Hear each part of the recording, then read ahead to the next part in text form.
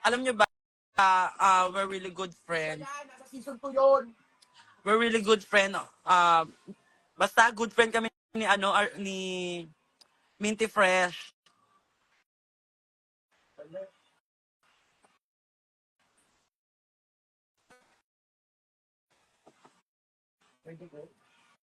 Sugatan mo lang yan sa pagsinga mo.